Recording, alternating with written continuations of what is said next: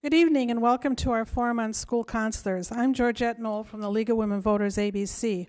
The League of Women Voters, a nonpartisan political organization, encourages the informed and active participation of citizens in government and influences public policy through education and advocacy.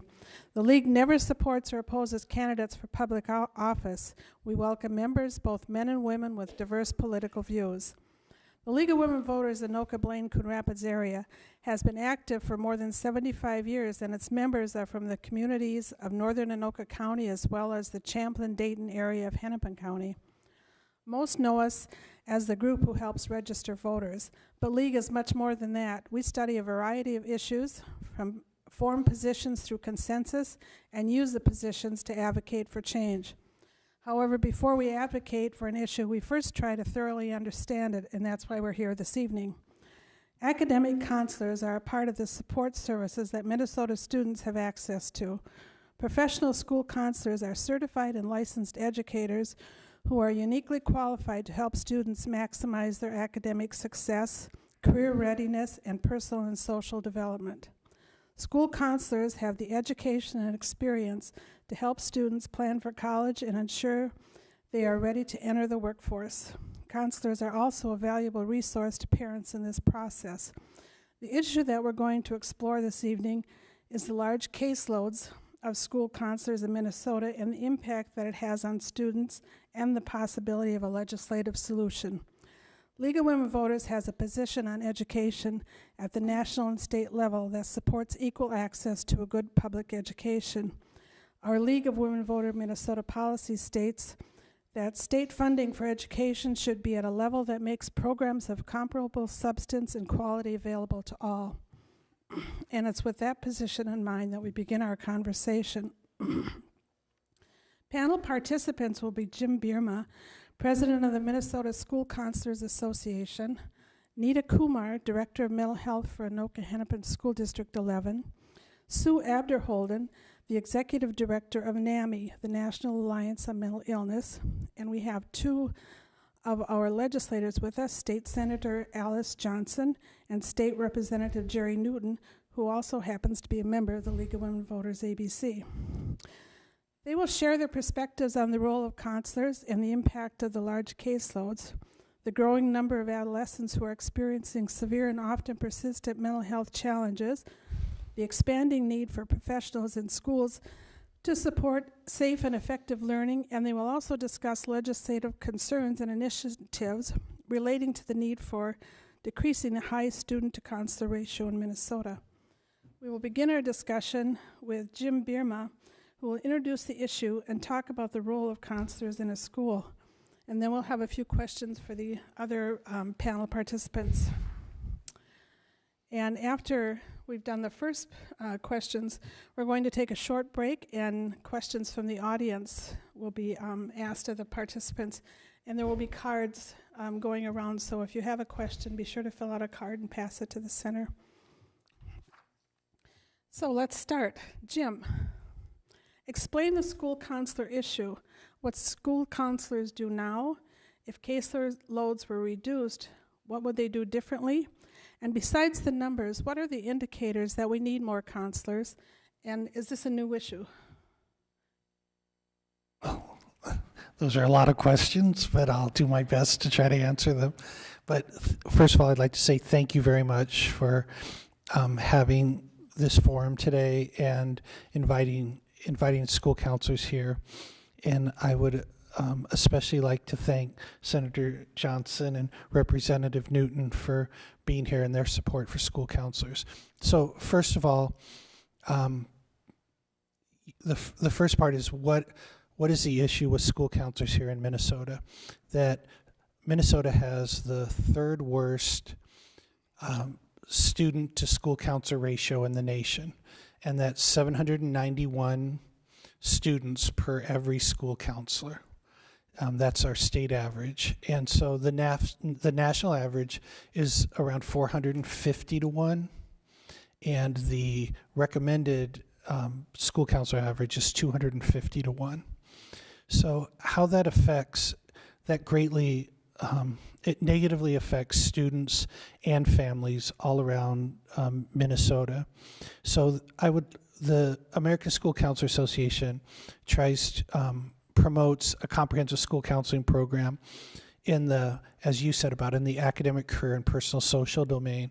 But now that college and career readiness has become one of the major issues in education today, school counselors play a vital role in this because we are uniquely trained in career counseling, helping students find the best post-secondary options, to help them with academic planning, so that they can reach their post-secondary aspirations. We also help them with financial planning, which is becoming more and more important all the time. And the one that I think is most important is personal social counseling. So I'd like to address each one of those issues very quickly. So the first one is career counseling. And so school counselors have learned how to help students make informed decisions about possible careers that fit their interests, their skills, and that it will be a viable career that would be something that can help them in the future. So I also teach at the University of Minnesota, and I have had many students who've never taken any kind of career survey or career inventory to help them learn what kind of careers they're interested in and what kind of careers might be a good path. So one of the ways that it's affected Minnesota students is that we have many students who enroll in a post-secondary institution and they have no idea what they want to do. And there's always going to be some students who will fall in that category, but when we do more surveys and more inventories, it's going to help students understand what are some possible career paths for them. The second part of that is finding the best post-secondary option. So school counselors help students. So let's just say, what are the best post-secondary institutions for that? So when we talk about post-secondary, we are talking about 4-year colleges and universities, 2-year colleges, and also certificate programs. And I'd like to just talk about how school counselors really emphasize that many certificate and 2-year programs lead to high-skilled careers. For example, being a carpenter, or if you want to be a welder, or many nursing programs lead directly to a high-skilled career that pays a very good wage. But also another advantage of 2-year colleges is that if you do want to go to a 4-year school, that it can often cut your post-secondary debt in half. For example, in Minneapolis and St. Paul public schools, there's something called the Power of You program that's also in Brooklyn Center and many other suburbs where students can get their whole tuition paid for their first 2 years of college at MCTC and at St. Paul College. And so school counselors help students understand that there are very good programs. I worked and I helped develop a program called Ramp Up to Readiness, which is works all around the state. And I had one situation at a school where they didn't have a school counselor, and I was talking to a parent where they were not notified. They wanted to go to Iowa State and be in an engineering program, and so that was their goal.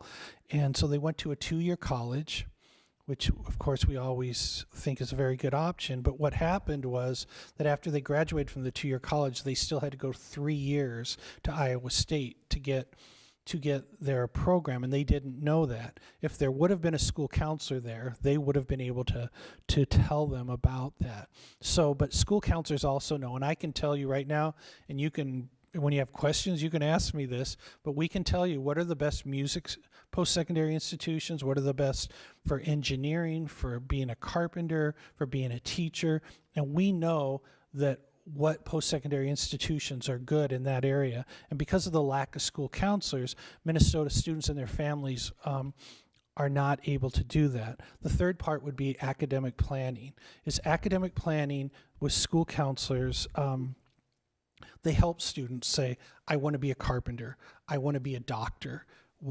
What they want to do, school counselors can help them to take classes in middle school and high school on how how they can reach their post-secondary aspirations. And the other thing is I've had many students who say, I want to be a veterinarian. And so I said, that's great. But they say, but I hate science. I say, well, that's a problem. and so, but, you know, to get them to dip their toes into advanced science courses and to see if that's something that they can do. And school counselors know how to set up academic plans so they can do that. The last part, the fourth one that I want to talk about is financial planning. Is school counselors can help students to decide how they can how they can go to college and not have an exorbitant amount of post-secondary debt. And so I would say this quiz out here, but the average Minnesota student, if they graduate from a four-year college, has $29,000 of debt when after they graduate. But we have some students who end up with no debt, and we have other students who end up with over $200,000 worth of debt. And so as a school counselor, I'm not going to tell somebody who wants to be a philosophy major and go to a college and end up with $200,000 of debt. Sometimes that works out for people, and they need to have their eyes wide open for that.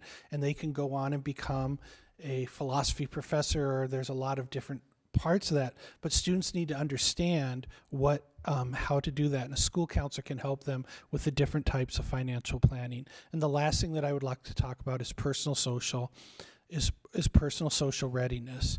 Is that there's many reasons why personal social issues are the biggest reasons why students do not graduate from college. Right now, for the average students in Minnesota who enroll in a four-year institution, how many of them graduate within 6 years is only around 60%. So 40% of those students do not graduate from college. In a two-year college, only 30% of the graduates graduate within 3 years of a two-year college.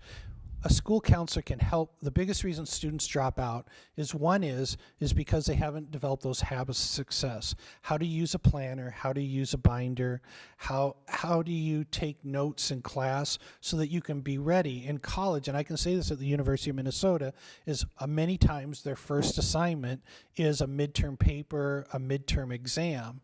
And so these students, many of our students get in the habit of September as party time. And so then they have problems doing that. With a school counselor, they can help prepare them for that and help them understand the problems with chemical health, and working with other professionals on how we can help that. There are many other personal, social, and mental health issues that play into that, where school counselors can help with those personal, social issues. So I talked about how school counselors can help in the career, post-secondary, academic, financial, and personal social domain. And so your question about how would it be different if we had more school counselors is that we would have more students who would be able to make informed decisions about possible career paths, who had some ideas of what would be a good career for them to possibly go in by the time they graduate from high school. The second part is they would be students who would understand what are my best post-secondary options for my careers of interest. Or if they don't know their careers of interest, they haven't done one, what would be my best post-secondary options? And school counselors could help them with them. They'd help them with academic planning. And there was one part that I left out that is very important within academic planning, and that talks about college credit. School counselors make sure that they take, you can do PSEO, which is where they can get college credit, AP, IB, and school counselors work very hard with students so that they take these early college credits, and there would be more with them, academic planning, the financial issues, and then I just also think that the biggest one is the personal social domain, helping students with their mental health, with their personal social issues, helping them develop those habits of success, and to partner with parents is to working with them in all those areas and to help the parents understand how they can help. And I think those are some of the bigger issues of how Minnesota could be helped with more school counselors. In Minnesota, do counselors only work with students at the secondary level? No, there are elementary, middle school, and high school counselors. But unfortunately, in Minnesota, we have the lowest number of elementary counselors anywhere in the nation.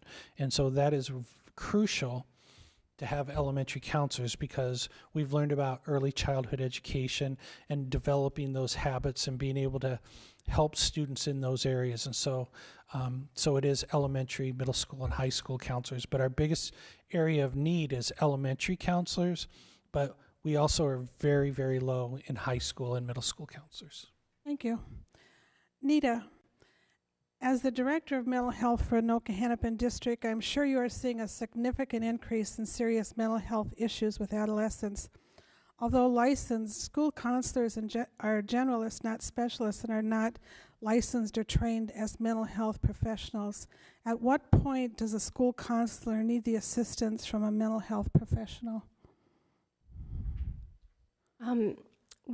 Our counselors in our school district do a lot of work with prevention, early intervention, and then also with our school-based mental health therapists. So we don't necessarily encourage a handoff where the student is working with the counselor and then starts to work with the therapist only because we've discovered that there's a lot of symptoms with mental health. We want them to continue to work with the student and partner with the therapist. There's still a role for the counselor to continue working with the child even after a therapist has begun working with the kid. Comparing school counselors and mental health providers such as school psychologists, how do the two roles overlap and how are they dissimilar? So in our school district, we have counselors, social workers, psychologists, and our school-based mental health therapist. The counselor role, I think, and I think Jim did a great job of explaining the scope of their role, and so we noticed that they're working a lot with the personal social kind of aspect of the work as it relates to their academics. We also see that the social workers in the school district do a lot more work with things like homelessness, helping families with resources, so that's how they're differentiated. And then our psychologists are primarily working with special ed students who have an IEP, so they're generally not available for the entire school population. Thank you.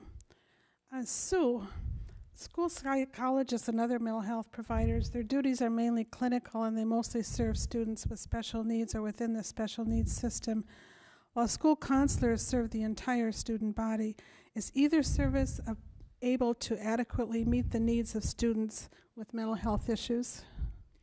Well, I think there's an important distinction here, and that is that typically school social workers, counselors, and psychologists are actually not clinicians.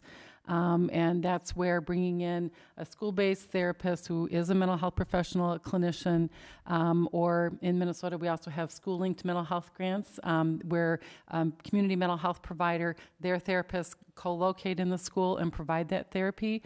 But what we found in our model, which is actually recognized nationally, is that everyone needs to work together.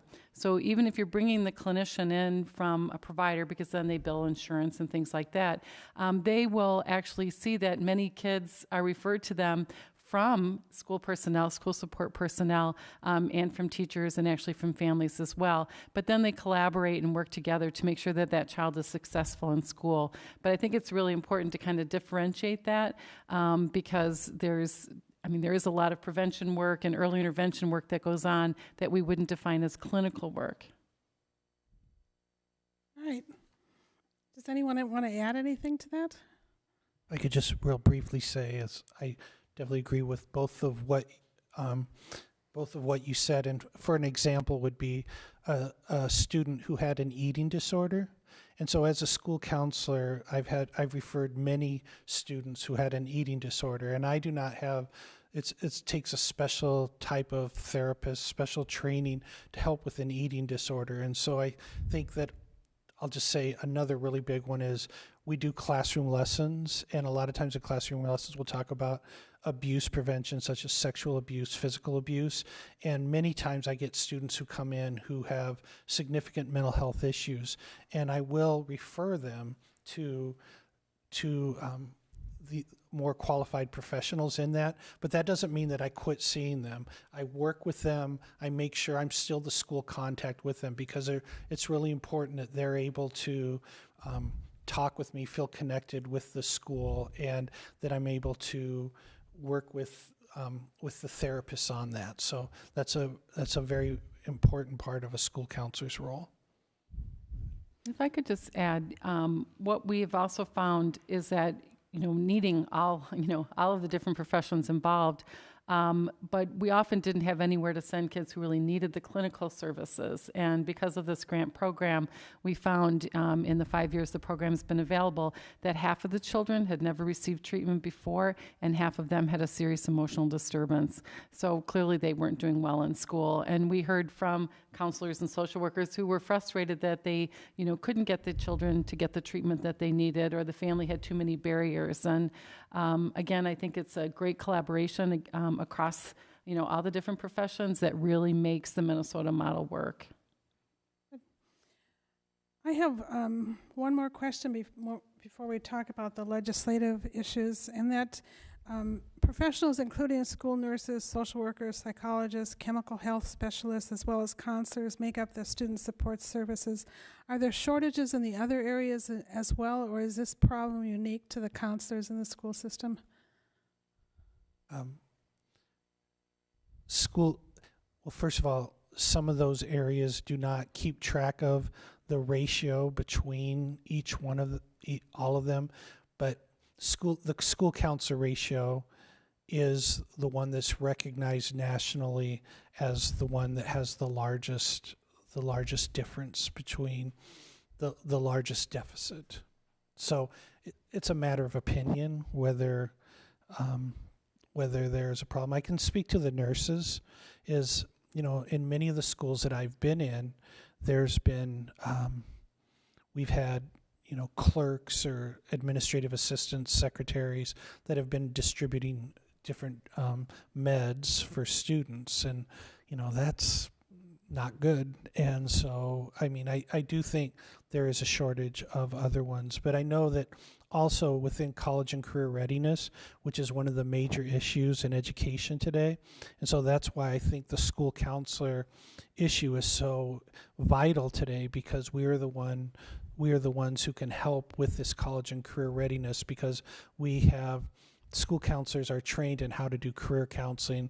They're trained in finding the best post-secondary options, all those things that I've talked about. So that's why I think it's vital that we get more school counselors. But yes, I work with social workers, school psychologists, nurses, chemical health specialists. We need more of all of them. And so it's not like, so. But I do think that there's a big need for school counselors in Minnesota. Thank you. Senator Johnson and Representative Newton, I understand that you've introduced legislation for this issue before. Could you talk a little bit about the legislation, what it has looked like in the past, what it's going to look like again if it's introduced again, and how would we pay for it?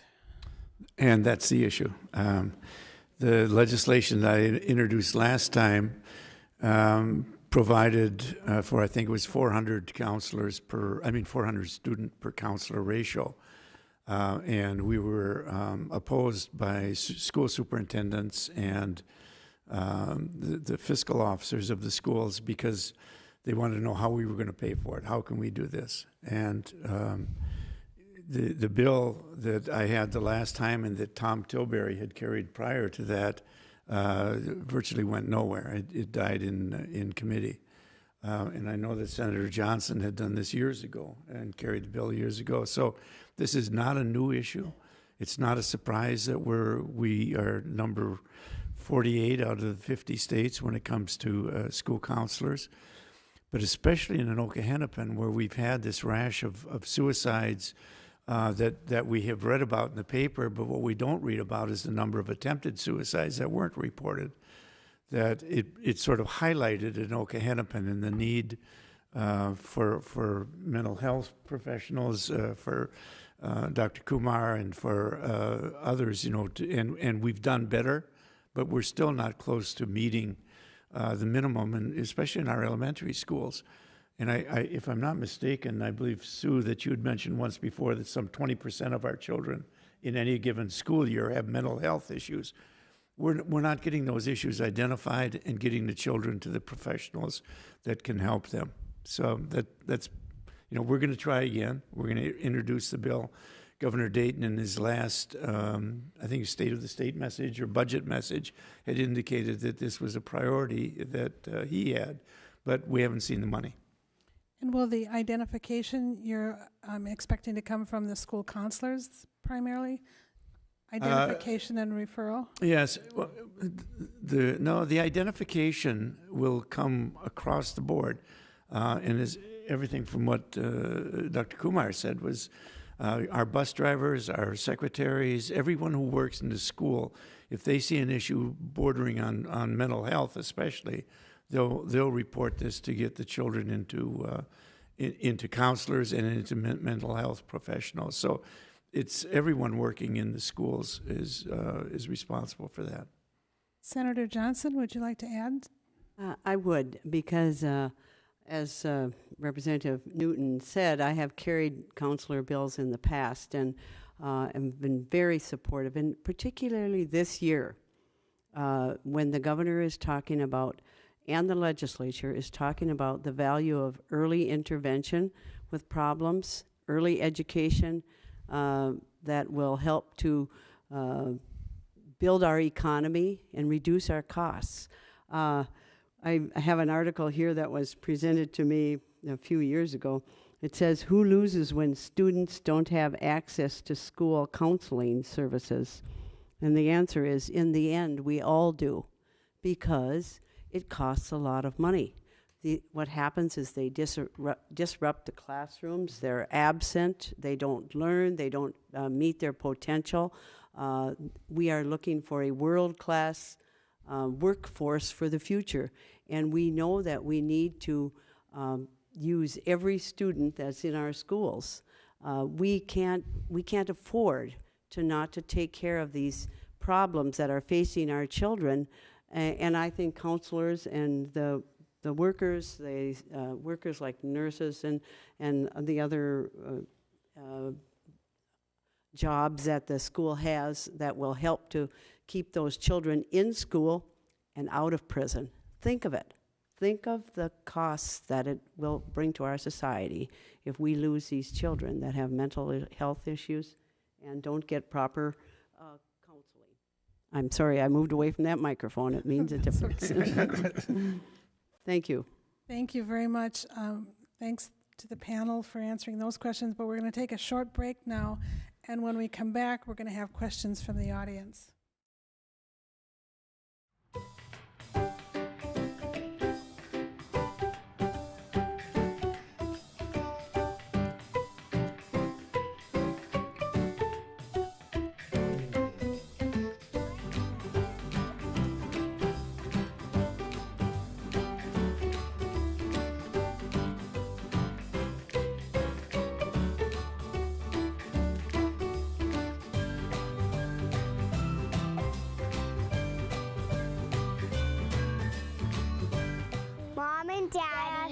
Teach us how to eat healthy and exercise.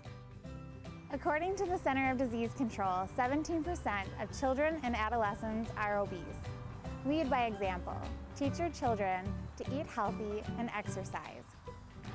Get set, go!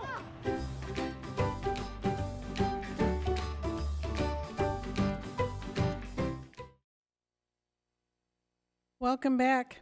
This is a league meeting, so as you might expect, there's a lot of questions. First of all, Nita, could you clarify the continuum of support and services and who is qualified to provide the services? Sure, I can explain about the continuum of services that we have at the Anoka Hennepin School District. So we have some prevention services in place, we have some early intervention, and then our school-based mental health program. So the prevention services that we have in place are really about identifying students who are experiencing some adverse situations and helping them cope with those. So we're going to be starting a program in resiliency in the 2015 school year, 2015-16 school year, where we can help children become better able to cope with adversity. There's a big study that was done with collaboration with the Centers for Disease Control and Prevention and Kaiser Permanente clinics, where they looked at adverse experiences that children went through in childhood and the long-term impact to health and quality of life and in adulthood. So if we can help students do better with managing kind of stress, coping before any sort of real mental health symptoms come forward, I think we'll be in a good situation to be able to kind of halt some of the progression of some of the issues that students are going through. And I think the counselors, our social workers in our schools are really great staff to do that kind of prevention work. The early intervention piece that we have in place is a mental health screening that we're offering. With parent permission, students can get a mental health screening in our school district. It's a pretty balanced view of what's going on with the student because we're assessing for mental health, positive kind of mental health attributes, as well as some of the difficulties that they're going through. So completing that screening, the staff who are going to do that are the social workers, counselors, nurses, and psychologists. They complete the screening, share the results with the student and the parent, and then offer some strategies for moving forward. And then our school-based mental health treatment program is really clinical mental health services that includes an intake into the treatment services. So this requires parent consent. Parents are involved in it. They have to give permission for the minor to receive the services. Then they do a diagnostic exam. They collect a lot of information about the family's history, the history of the presenting concerns. There's a lot of detail that goes into that. And then they develop a treatment plan and then also then initiate the therapy services. And it's pretty comprehensive, and it's ongoing for several weeks and then they observe for goals that have been met and make decisions about terminating therapy. So it's time limited. It's not the ongoing relationship that our school staff have with the students. It's really specific, targeted to meeting some treatment goals. So that's the difference between the work that the school therapists do and what social workers, counselors, and psychologists do in the schools, because they don't diagnose and they don't do treatment. Thank you. In relation to that, and in relation to data privacy, how much information is shared between the various professionals involved with treating, counseling the student and parent? Information can be exchanged between the provider and the school staff if the family signs a release of information. And that's the only way that information is shared. Thank you. Does the deficit ratio exist to the same degree throughout the state, including metro rural, or does it parallel the per pupil dollars that districts receive? I'll try to answer that. One of the issues that we have are the smaller school districts. So you might only have 150 to 300 students in the district. And the person who serves as counselor is also the bus driver, the special ed advisor, and community ed. I mean, they've given all these jobs and thrown it into one bucket, and they're really not certified or qualified to act as a counselor.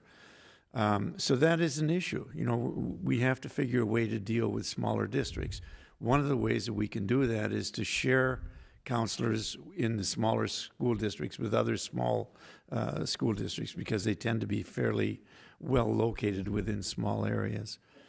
But and in larger districts like Anoka Hennepin, we were just talking during the break, we have something in the neighborhood of 30 counselors for the students. We've got 39,000 students. So the math would show that we've got one counselor for 1,300 students, which is huge. And yet we're ahead of the curve on so many of the things that we're doing in the district. So it's an issue that really has to be addressed, and has to be addressed now. And then, how do you propose to pay for this? No unfunded mandates, please. Okay, I'll take that one on. again, I think we have to look at what does it cost if we don't do it. And that is something that I think we need to address. And I would, as I was thinking about a comment that I'd like to put out in front of people is, especially for the League of Women Voters, we're looking for advocates who share our views here on the panel that this is important work for our state, and that it indeed is a worthwhile project and probably get a better return on investment than many other money that is being spent. So we have to start looking that way.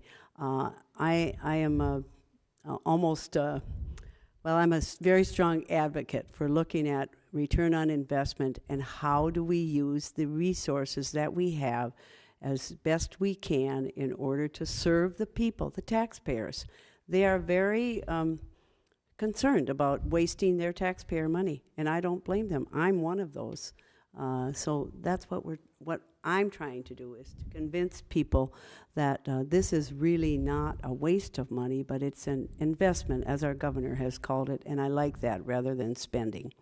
Thank you. And if I may add one part to that, is that not only is it an investment as far as keeping some of our young people out of prison, being able to make sure that, but the other part is have them be part of a trained workforce, is that before I was a counselor, I was a computer programmer, and I do software programming. I've been a consultant, and many times that I've worked for Wells Fargo and different banks and Target, and many times we do not have the computer programmers that they need, and we have to get people. For me, it was people from India who would be consultants like me, and I would be the only person from Minnesota who'd work that. So we need to, school counselors can help with that issue. And just to talk about one of the things that we teach classroom lessons of, we have small groups, is about STEM careers, which is science, technology, engineering, and math.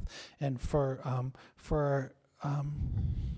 our girls in school, it's really important that they consider those careers, because there's a big deficit with that. And I think that when we have more school counselors, we can address that deficit. Jim, this question is for you. What is the focus of a counselor at the elementary level? It wouldn't seem to fit with career or financial planning at this level of education. Okay. That's a good question. Well, it is. With an elementary counselor, there is a lot about in the personal social domain is very important. It talks about, bully prevention is something that is very important, but it's how to build a sense of self, what are your interests, what are your skills, how can you build on those skills, helping to develop those habits of success, like starting in later elementary about taking notes, and how can you take notes, and there's been studies that have shown that the earlier we get students to do some of those habit successes is important. I can tell you when I was working with Ramp Up to Readiness, we had, with that college and career readiness program, we had one school, their average ACT score was 28, which is like in the 95th percentile. And we had another one at 27, another one at 26. And the biggest difference with that is that those students had learned how to do those habits of success early in elementary school, and they were able to deal with those types of things. That's important. But the last thing I'd like to talk about, elementary counseling. Career counseling does come into elementary counseling. It talks about, first in early elementary school, it's about career awareness. What are the types of careers in your community? What is, like one of the schools that I had that was in northern Minnesota, was welding was really big in their community. How can you do that? What do you need to be a welder? And those are something to talk about, bring those people in to talk with them. But in later elementary, 4th, 5th, if they have 6th grade, is to start talking about career surveys and to get them to learn about their certain interests and skills that align with different careers. And it's been shown it's beneficial. Actually, doing those career surveys and inventories have found to be most effective in middle school, and that's been shown in research multiple times. Without counselors, is someone else fulfilling some of those roles? Yes. Is it just not happening? Yes. I mean, are they?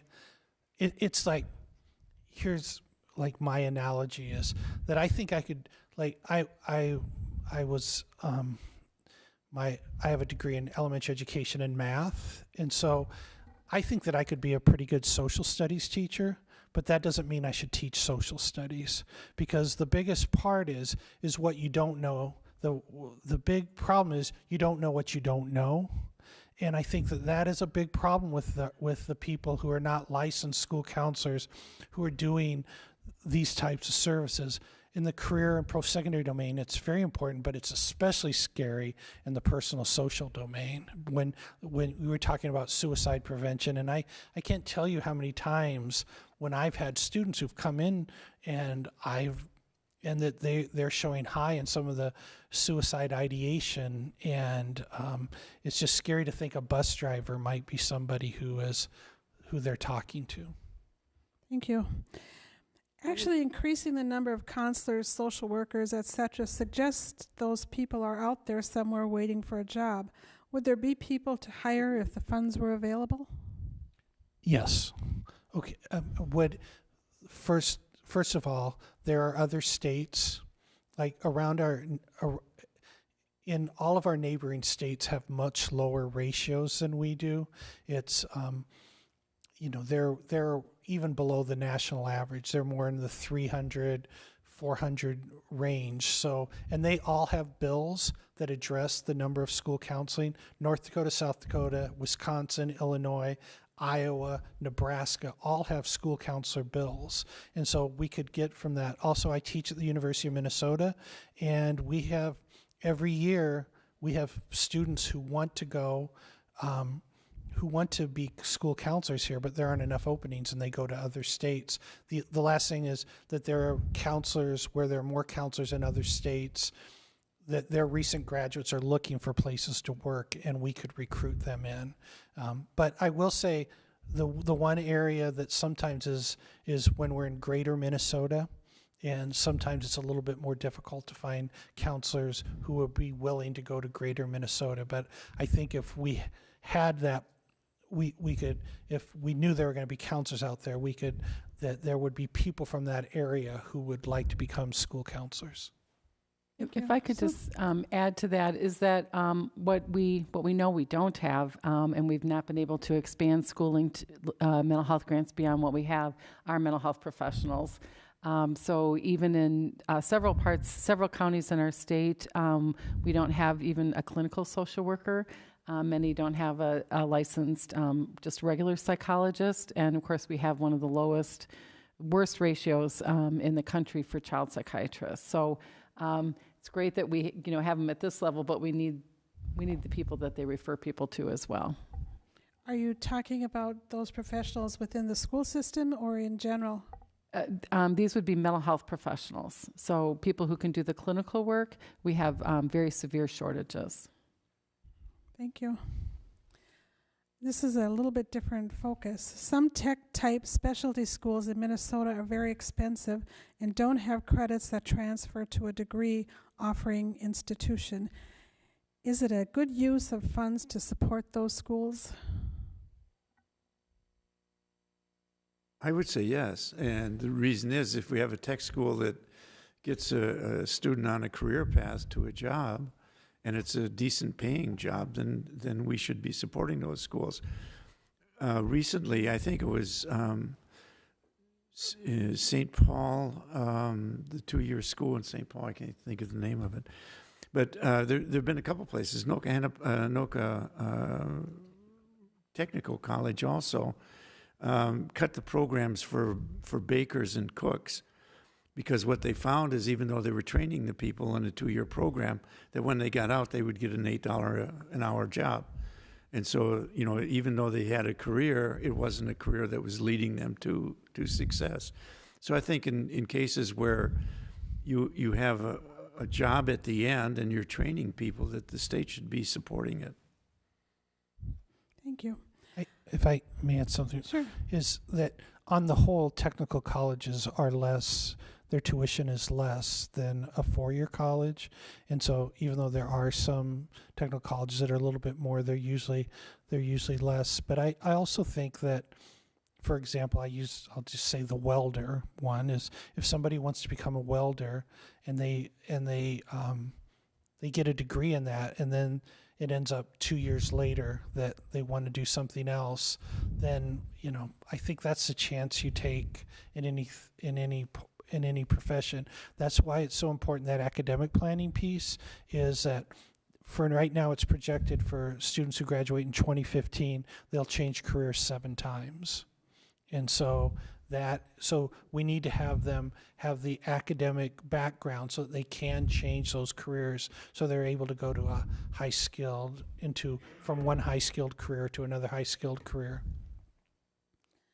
Thank you. In an article by a Dr. Sasser, she predicts that the number of practicing school counselors will increase by 11%, and the number of school psychologists will increase by 14% by the year 2018. Will this predicted increase fill the needs in both service areas? Can you tell me who this person is? I don't know her background, but she wrote several articles on school counselors, but what she was talking about is the predicted increase if we continue at the level we're doing now. And she's saying there would be an 11% increase in school counselors and a 14% in school psychologists. However, would that percentage take care of the problem? It would certainly be better than what we have now. There would be no doubt about that. So I guess I would hope that she's accurate.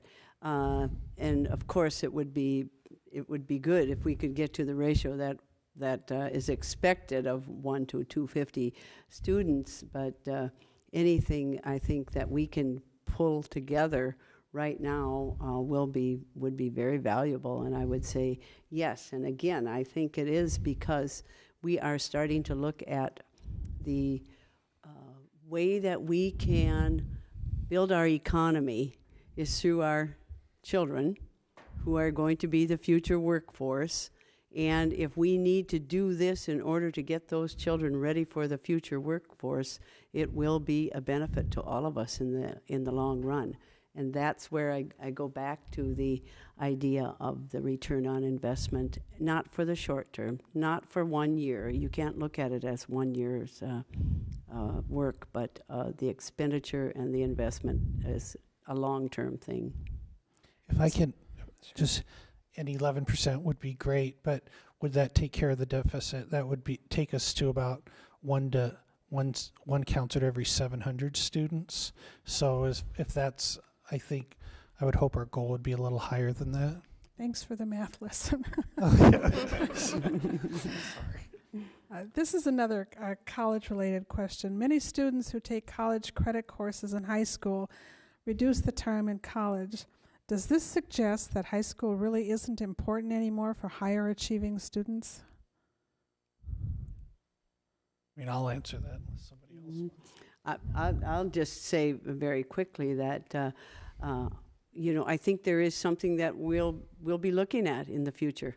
That there will be kind of a combination between high school and college, and that there will be a lot of college that will be taking place in high schools, and I think that's good. I really do, because I think we'll have the opportunity to have more children exposed to the fact that they can get college credits.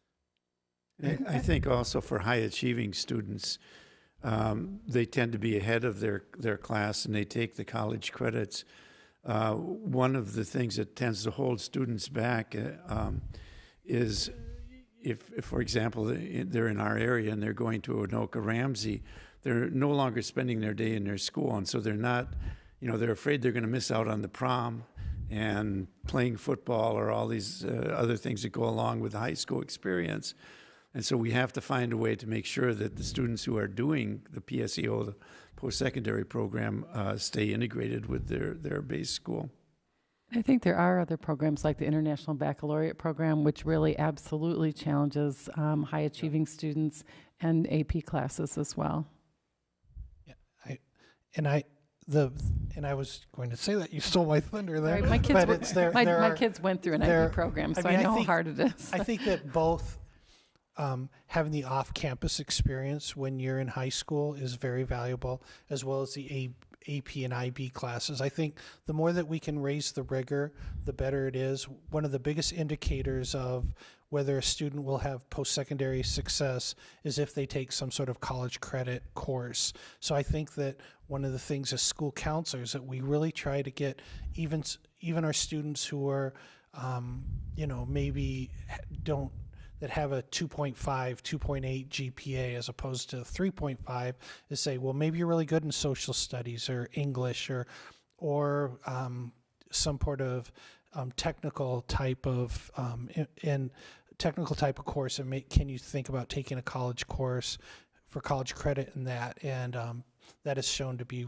very effective. Speaking of technical schools, how can we better support our technical college system? They are stepchildren in many ways. Well, school counselors definitely do not treat them like stepchildren. I can say that we are, as I said at the beginning in my opening comments, that 2-year degrees, certificate programs often lead to high-skilled careers, and it's projected more and more that those technical careers are going to become more and more prominent, and so the students need to know that, and school counselors teach lessons that show which professions are projected to get bigger and which ones are projected to decrease. And so, I don't see that as educators being condescending to technical programs. And Anoka Hennepin has a unique program, the STEP program, with Secondary Technical Education Program, which is a program for high school students. They actually have a building co-located with the technical college, and it's like a PSEO program for students that are going into technical fields. So they get a chance to be with the college and yet be taking technical courses at the high school level. And it is a model for the state. Thanks. Our last question is for Nita and Sue. In schools, people speak of testing psychologists. What do they do? They're doing psychological testing and evaluation for academic purposes, for assessment for special education services. Yes, that's correct. So they're not doing clinical work. It really is more related to, what's the discrepancy in that child from the normal academic, rigor that they should be able to do versus what they are able to do. Thank you. I could say that also, just as far as the psychologists go and the social workers in the schools that I've been in, a lot of them are paid through Title I funds, which is through special education. And so a lot of them, much of their day is worked with special education students, whereas a school counselor is somebody who works with all students. And there are some social workers and that do work with general education students, but I just haven't come across that yet. I don't think that's the norm. I know that there's one other part that I forgot to that I didn't address. Can I just take? Mm-hmm. And that is about the deans and also people who are not licensed school counselors. That there are many districts that have gone to the dean model, and such as Forest Lake, Mounds View, Spring Lake Park, that have, and so there is no licensure for a dean. And so a dean, and we actually ran a report, and I'm not sure, but I think it's approximately around, we have 78 deans around the state that don't even have a teaching license. And we ran this through MDE. But there, a lot of times deans are teachers who have no experience with what a school counselor does especially as I said, with the personal, social, mental health domain, but also there are deans that that do discipline, some suspend students. And so school counselors are asked to become deans. And so at one point there's somebody who's trying to help someone with a personal social issue, but then the next day they may be turning around and giving them some sort of a punishment, which they are not licensed to do. So that's another big problem that's becoming bigger and bigger. Spring Lake Park went to this dean model this year, and I think that it's something that we need to that needs to be addressed. Is that what we're just asking for is that people be licensed for the job that they're doing. It's just like we don't have math teachers hopefully we don't have math teachers teaching math who don't have a license in math. And I have a bill that I'll be introducing that basically says if a school district has someone who's working in the capacity of a school counselor but isn't licensed, that they have to notify the parents that they're not a licensed counselor, just to make sure that the parents are aware that you've got someone guiding them who isn't really qualified to do so. And so, did you have something to add? Well, one thing I just wanted to add, and I think we've kind of skirted around the issue in some ways, is that in order to really have, a successful, great workforce in the future, that we have students who are graduating, who are well-rounded, it isn't enough to just take tests. It isn't enough just to have really good teachers. That child has to be in a state of mind to be able to learn. And that's why we need school support personnel. That's why we need clinicians, mental health clinicians, to make sure that these kids are really ready to learn. They need guidance. I think it's great that kids can go to college to get classes while they're in high school, but we also need them to develop social skills, which you develop in high school as well, whether it's being part of the band or on a sports team or something like that. So I think we have to be careful about only looking at how kids do in tests and with grades, and understand what it takes to get there. We don't have any more questions, but is there anything that you would like to add? I would like to just reiterate what Senator Johnson says. We would like to have the League of Women Voters, not only the local chapter, but the state league, get behind this as an issue, because we're going to need outside help to try to get this through, and we're going to run into opposition. We always have. It's taken years, and we haven't moved the dial very much. And we're recognizing that we do need to change that ratio to get something at least closer to the national average. Thank you. I think that the lack of school counselors is primarily an ethical issue, that it is not ethical for a student to come in who has an eating disorder, who has suicidal ideation, who has, I could tell you, 20 different types of issues that a school counselor faces, but it is estimated that 20% of students by the time they graduate with high school have some sort of a mental health issue. And so to have nobody there who's in the front line who can recognize this, who can provide services to help with that, I think is unethical. But I also think that it's unethical in the college and career readiness domain too, that we have a lot of students here in Minnesota who do not know how to make informed decisions about possible career paths. What are the best post-secondary options? How to do academic planning? How to finance a post-secondary education? And how to develop those habits of success. And I think that all of that is an ethical issue, but also it can be a liability issue. I mean, if there's somebody who comes to a school counselor who isn't licensed and they talk about bully prevention or suicide or something, it could become a liability issue also. So I just think that in order for us to best serve our students and our family, in my opinion, there is no doubt that we need to significantly increase the number of school counselors in Minnesota. Thank you very much. I think we've all learned a lot about the school's counseling system today. And thank you to QCTV for taping the program for us. If you want more information about the League of Women Voters ABC, you can find us on Facebook under League of Women Voters Minnesota ABC. You will also find a link to our information through the League of Women Voters Minnesota webpage. And again, thank you to the panel and thank you to the audience.